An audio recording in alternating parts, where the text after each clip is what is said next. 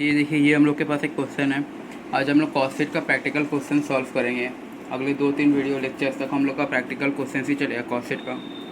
हम लोग ने थ्योरी देख चुका है कॉस्ट शीट का meaning, uses of cost sheet, और उसका फॉर्मेट देख चुका है, detail format of cost sheet, जो कि लगभग थोड़ा बड़ा था।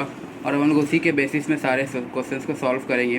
तो ये जो हमारे सामने जो फर्स्ट क्वेश्चन दिख रहा है, ये क्वेश्चन हमारा बेसिकली इसमें ये बोला गया कि हम लोग को क्लासीफाई करना items into the various heads which has been given in the question itself. तो हम लोग को बोला है company manufactures and retails clothing, मतलब कि कंपनी मैन्युफैक्चर करता है और क्लोथिंग को रिटेल में बेचता है। You are required to group the cost which are listed below and numbered, मतलब कि जो 1 से लेकर 17 तक जितना भी आइटम्स दिया हुआ है उसको हम लोग को बोला गया कि ग्रुप करने वो सब कॉस्ट को numbered into the following classification. Each cost is intended to belong to only one classification, मतलब कि हम लोग का जो एक कॉस्ट है जो 1 से लेकर 17 तक, वो जो एक आइटम है वो सिर्फ एक ही कॉस्ट के आइटम के जाए, वो मतलब कि एक ही कॉस्ट के ग्रुप में जाएगा, वो 2 ग्रुप में नहीं जाएगा। मतलब कि वो सिर्फ एक ही बार क्लासिफिकेशन होगा उसका, नॉट डबल टाइम क्लासिफिकेशन। तो हम लोग को बोला गया जो 1 से लेकर 17 तक जितना भी आइटम्स है वो सब को, जो हम लोग का रोमन 1 से लेकर 7 तक है, वो सब में क्लासिफिकेशन करना। और ईच आइटम जो नंबर्ड है 1 से लेकर 17 तक, वो सिर्फ एक ही बार क्लासिफिकेशन होगा, मतलब कि ईच आइटम एक बार क्लासिफिकेशन होगा।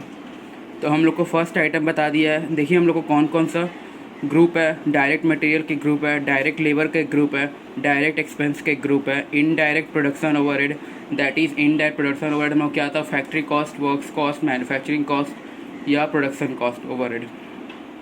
सेलिंग एंड डिस्ट्रीब्यूशन कॉस्ट है, एडमिनिस्ट्रेशन कॉस्ट है। ये एडमिनिस्ट्रेशन कॉस्ट क्या हो गया, जनरल एडमिनिस्ट्रेशन कॉस्ट हो गया, बिकॉज यहाँ पे रिलेटेड टू प्रोडक्शन नहीं बोला गया है, तो हम लोग उसको अज्यूम करेंगे कि वो जनरल एडमिनिस्ट्रेशन कॉस्ट है। उसके बाद बोला गया interest and financing charge, that is finance cost. तो ये हो गया हम लोग का डिफरेंट ग्रुप्स, जिसमें हम लोग को क्लासिफिकेशन करना है जो नंबर्ड आइटम्स है 1 से लेकर 17 तक को, और एक आइटम एक ही बार क्लासिफिकेशन होगा, दैट इज़ वो डबल टाइम क्लासिफिकेशन नहीं होगा। तो हम लोग का फर्स्ट आइटम क्या दिया भाई, lubricant for swing machine. Second, CD for general office computer. Third बोला गया maintenance contract for general office photo कॉपिंग machines. जो फोटो कॉपिंग मशीन्स क्या होता है, जेरोक्स मशीन, उसके लिए मेंटेनेंस कॉन्ट्रैक्ट हम लोग को लगा, उसका मेंटेनेंस कॉन्ट्रैक्ट लगा। तो उसमें मेंटेनेंस कॉन्ट्रैक्ट करवाने के लिए हम लोग को जो खर्च हुआ जनरल कॉस्ट फ़ोटो कॉपिंग मशीन का, वो हम लोग का हो जाएगा। और जो फ़ोटो कॉपिंग मशीन होता है वो हम लोग का बेसिकली ऑफिस में ही रहता है, इसलिए वो एडमिनिस्ट्रेशन कॉस्ट में जाएगा। Telephone rental plus metered cost. Telephone rent मतलब कि टेलीफोन कॉस्ट एक्सपेंस, जो टेलीफोन रहता है उसका कॉलिंग करने का एक्सपेंस। उसके बाद बोला गया इंटरेस्ट ऑन बैंक ओवरड्राफ्ट, ये तो बहुत ही ईजी है। Wages of security guards for factory, जो फैक्ट्री में सिक्योरिटी गार्ड्स लोग हैं, जो वॉचमैन्स लोग हैं, वो लोग का वेजेस, तनख्वाह, सैलरी, वो लोग का। Carriage on purchase of basic raw material, basic raw material खरीदे तो उसमें हम लोग को कैरेज लगा जाए, इस कैरेज इनवर्ड। उसके बाद बोला गया royalty payable on the number of units product XY produced. यहाँ पे हम लोग को देखना हो कि हम लोग को यहाँ प्रोड्यूस्ड में रॉयल्टी पेएबल हो रहा है, दैट मीन्स हम लोग को यहाँ पे सेल्स से रिलेटेड कोई भी नहीं बोला गया। दैट इज़ हम लोग का रॉयल्टी पेएबल ऑन द, जितना यूनिट्स प्रोड्यूस्ड होगा XY का प्रोडक्ट का, उतना हम लोग को रॉयल्टी पे करना होगा। दैट इज़ ये वेरिएबल नेचर का, और ये प्रोडक्शन के बेसिस में, तो ये हम लोग का डायरेक्ट एक्सपेंस या चार्जेबल एक्सपेंस में जाएगा। हम लोग का अगर वहाँ पे सोल्ड दिया हुआ रहता तो वहाँ पे हो जाता सेलिंग एंड डिस्ट्रीब्यूशन कॉस्ट में। इसीलिए हम लोग को हर लाइन एकदम केयरफुली पढ़ना होगा। फिर बोला है road fund licence for delivery vehicles, parcel send to customers, cost of advertising products on television, audit fees, chief accountant salary, wages of operatives in the cutting department. ये देखिए मतलब कि जो हम लोग का कटिंग डिपार्टमेंट में जो हम लोग का ऑपरेटर्स है, जो लोग काम कर रहे हैं, वो लोग का तनख्वाह। तो ये हम लोग का मटेरियल प्रोडक्शन से डायरेक्टली रिलेटेड है, तो ये डायरेक्ट लेबर में जाएगा, बिकॉज ये हम लोग का मटीरियल जो हम लोग का वेजेस है ये किसको दे रहे हैं, जो लोग काम कर रहे हैं फैक्ट्री में, दैट इज़ जो कटिंग डिपार्टमेंट में काम कर रहा है, जो वेजेस है लेबरर्स लोग हैं उसके लिए है, तो इसलिए हम लोग का डायरेक्ट लेबर में जाएगा। Cost of painting advertising slogans on delivery vans, wages of store keepers in material stores, wages of forklift truck drivers who handle raw materials. तो ये जो फॉकलिफ्ट जो हम लोग देखते नहीं है फैक्ट्री में, जो हम लोग का जो छोटा सा गाड़ी होता है जो डब्बे को एक जगह से उठा के दूसरे जगह पे लेके जाता है, उसी का जो ड्राइवर्स लोग हैं वो लोग का तनख्वाह। तो ये हम लोग का इनडायरेक्ट प्रोडक्शन ओवरहेड में जाएगा। ये हो गया हम लोग का टोटल आइटम्स 1 से लेके 17। ये सब को हम लोग को जो 1 से लेके 7 है वो सब में क्लासिफिकेशन करना है, कि हम लोग को बताना है कि जो 1 से लेके 17 आइटम है वो हर एक आइटम कौन से क्लासिफिकेशन में जा रहा है, दैट इज़ 1 से 7 में, और हर एक आइटम एक ही बार क्लासीफाई होगा, that is not double times. तो इसको हम लोग देखते कैसे होगा। तो ये देखिए ये हो गया हम लोग का फर्स्ट क्वेश्चन का। अब हम लोग इसको सॉल्व करेंगे क्वेश्चन को। तो फर्स्ट आइटम हम लोग को बताया था हम लोग पहले लिख देते हैं यहाँ पे आइटम्स, यहाँ सीरियल नंबर दे देते हैं और यहाँ पे हम लोग दे देते हैं हेड क्लासिफिकेशन, जिस हेड में वो क्लासीफाई होगा।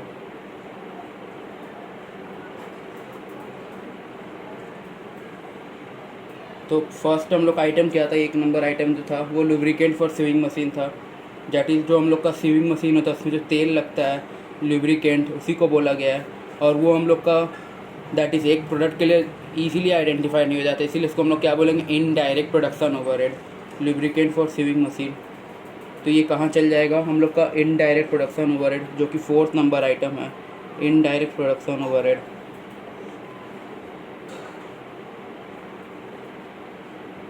सेकेंड आइटम हम लोग का क्या था, सेकेंड आइटम था हम लोग का CD for general office computer. जो हम लोग का जनरल ऑफिस में हम लोग का जो जनरल ऑफिस कंप्यूटर है उसमें हम लोग को CD का खर्चा लगा, तो ये कहाँ चल जाएगा, ये हम लोग का ऑफिस का खर्चा है जो फैक्ट्री से रिलेटेड नहीं है, इसलिए हम लोग का कहाँ चल जाएगा, एडमिनिस्ट्रेशन कॉस्ट में। एडमिनिस्ट्रेशन कॉस्ट हम लोग कितना नंबर में, 6 नंबर में एडमिनिस्ट्रेशन कॉस्ट है। तो ये सेकेंड नंबर जो वो हम लोग का एडमिनिस्ट्रेशन कॉस्ट दैट इज 6 में चल जाएगा।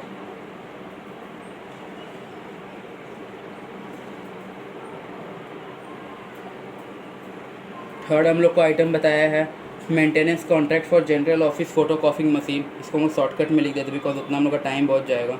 Maintenance contract for general office photo कॉपिंग machine, photo कॉपिंग machine को PHC लिख देते हैं, PHC मशीन।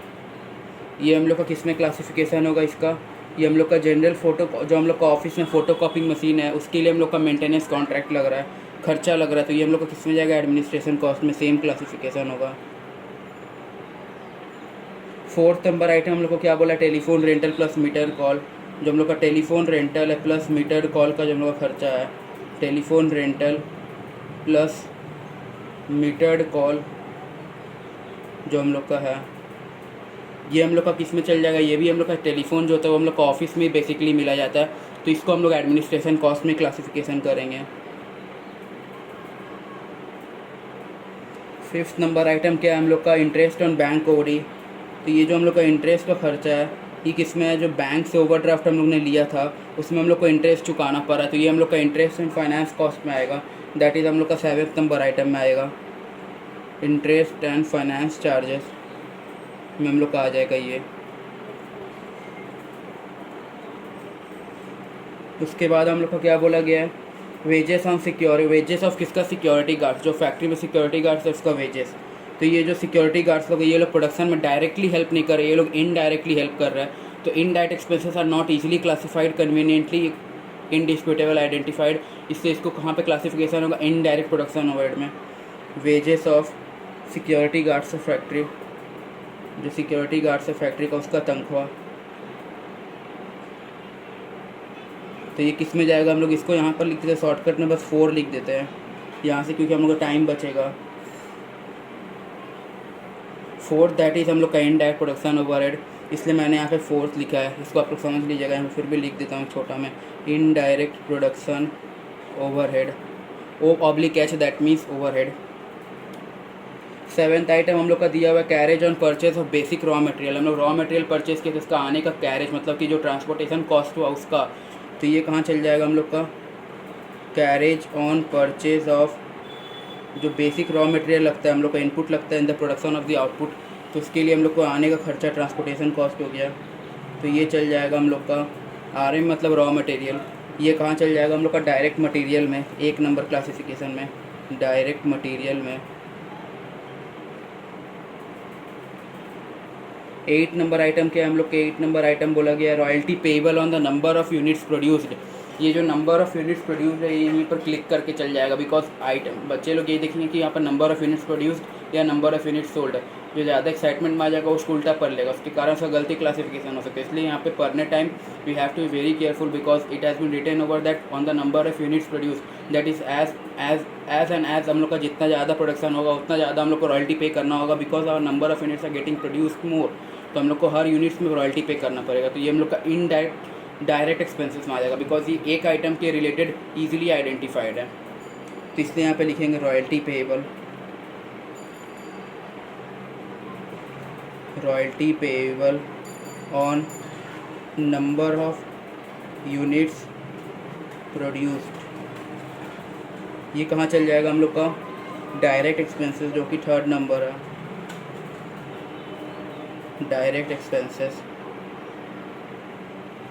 9 नंबर हम लोग को क्या बोला गया है? Road fund licence for delivery vehicles. जो डिलीवरी व्हीकल्स इसको रोड फंड मतलब कि रोड में आने जाने का चलने का जो लाइसेंस लगता है, रोड फंड मतलब कि जो हम लोग का लाइसेंस लेना पड़ता है डिलीवरी व्हीकल्स को चलने के लिए, उसके लिए हम लोग का खर्चा लगा, तो ये हम लोग का सेलिंग एंड डिस्ट्रीब्यूशन कॉस्ट है। बिकॉज ये डिलीवरी व्हीकल्स का जो हम लोग का डिलीवरी करने जा रहा है गुड्स उसका है, तो इसलिए रोड फंड लाइसेंस जो है ये हम लोग का कहाँ चल जाएगा? ये हम लोग का सेलिंग एंड डिस्ट्रीब्यूशन कॉस्ट में चल जाएगा। Road fund licence, road fund licence for delivery vehicles, जो डिलीवरी व्हीकल्स उसका रोड फंड लाइसेंस। और ये हम लोग का कितना नंबर है? ये हम लोग का रोड फंड लाइसेंस हो गया। जो ये हम लोग का सेलिंग एंड डिस्ट्रीब्यूशन कॉस्ट है वो हम लोग का 5th नंबर है। S&D कॉस्ट लिख देते हैं यहाँ पे। 10th नंबर क्लासिफिकेशन क्या हो गया हम लोग का? 10th नंबर क्लासिफिकेशन में बोला गया है पार्सल सेंड टू कस्टमर्स। जो कस्टमर्स को हम लोग पार्सल सेंड किए, दैट इज़ जो कस्टमर्स को हम लोग से सपोज हम लोग एक नया मार्केट में यूनिट्स प्रोड्यूस होने वाला है, लॉन्च होने वाला है, तो उसके पहले हम लोग कुछ नया पार्सल्स हम लोग ने कुछ उसके साथ एडिशनल हम लोग कुछ गिफ्ट सेंड किए, तो उसके लिए हम लोग खर्चा लगा। ये हम लोग का क्या सेलिंग एंड डिस्ट्रीब्यूशन कॉस्ट है। जैसे सपोज हम लोग एक गुड्स प्रोड्यूस कर रहे हैं, उसको सेल कर रहे हैं, तो उसके साथ हम लोग एक एडिशनल पार्सल भी दे रहे हैं because of marketing and selling and distribution. तो ये हम लोग का सेलिंग एंड डिस्ट्रीब्यूशन, ये मार्केटिंग कॉस्ट में चल जाएगा। Parcel send to customers, parcel send to customers, ये सेम आ जाएगा 5th नंबर में, ये S&D कॉस्ट। 11th में क्या बोला गया हम लोग को? Cost of advertising products on television. जो एडवर्टाइजिंग करते हैं प्रोडक्ट्स को टेलीविज़न में, जो हम लोग टेलीविज़न में प्रोडक्ट्स को एडवर्टाइज़ करते हैं उसका खर्चा, ये कहाँ चल जाएगा? ये भी सेलिंग एंड डिस्ट्रीब्यूशन कॉस्ट में, ईजी है एकदम। प्रोडक्ट्स ऑन टेलीविज़न, ये भी हम लोग का सेलिंग एंड डिस्ट्रीब्यूशन कॉस्ट में चल जाएगा। 12th नंबर हम लोग को क्या बोला? Audit fees. जो ऑडिट फीस है हम लोग का, ये हम लोग का चल जाएगा इन एडमिनिस्ट्रेशन कॉस्ट में चल जाएगा ऑडिट फीस हम लोग का। बिकॉज ऑडिट किस लिए आता है? ऑडिट दिखने आता है, एडमिनिस्टर करता है whether all the activities which has been laid down by which has been carried which has been carried by the entity has been correctly carried on or not, whether the financial statements which has been whether the financial statements of the company have been properly made or not। तो ये audit fees है, ये हम लोग auditor आता है basically checkout करता है कि हम लोग का जितना भी फाइनेंशियल स्टेटमेंट बन रहा है जो ट्रू एंड फेयर व्यू दे रहा है कि नहीं, इसके लिए हम लोग का खर्चा लगा ऑडिट फीस, ऑडिट का remuneration, salary, whatever as the case में भी। तो ये हम लोग क्या हो गया? एडमिनिस्ट्रेशन कॉस्ट हो गया। एडमिनिस्ट्रेशन कॉस्ट हम लोग कितना नंबर था? 6th नंबर था एडमिनिस्ट्रेशन कॉस्ट। एडमिन कॉस्ट लिख देते हैं यहाँ पे। उसके बाद हम लोग का 13 में बोला गया है 13th number item chief accountant salary. ये जो हम लोग का चीफ अकाउंटेंट है उसका सैलरी है, तो ये भी किस में जाएगा? ये भी हम लोग का एडमिनिस्ट्रेशन कॉस्ट में जाएगा, जनरल एडमिनिस्ट्रेशन कॉस्ट में। बिकॉज अकाउंटेंट क्या होता है? देखता है वेदर जितना भी बुक्स एंड रिकॉर्ड्स रहता है वो अकाउंटेंट का ड्यूटी रहता है मेंटेन करने का, तो ये एडमिनिस्ट्रेशन पर्पस के लिए ही एक टाइप हो गया, तो इसलिए एडमिनिस्ट्रेशन कॉस्ट में। हम लोग नेक्स्ट क्लासिफिकेशन देखेंगे 14th का। तो ये देखिए ये हो गया हम लोग का 14th नंबर। 14th नंबर क्या बोला है हम लोग का? Wages of operatives in cutting department. तो कटिंग डिपार्टमेंट में जो ऑपरेटर्स लोग हैं वो लोग का तनख्वाह, तो मतलब कटिंग डिपार्टमेंट क्या हो गया? जहाँ पे हम लोग का main production activity carried on हो रहा है, तो उसके वेजेस मतलब कि उसके जो लेबर्स है उसके सैलरी, तो वो सैलरी कहाँ आ जाएगा हम लोग का? डायरेक्ट लेबर में। और डायरेक्ट लेबर में कितना नंबर आइटम है? 2nd नंबर, तो ये डायरेक्ट लेबर में चला जाएगा।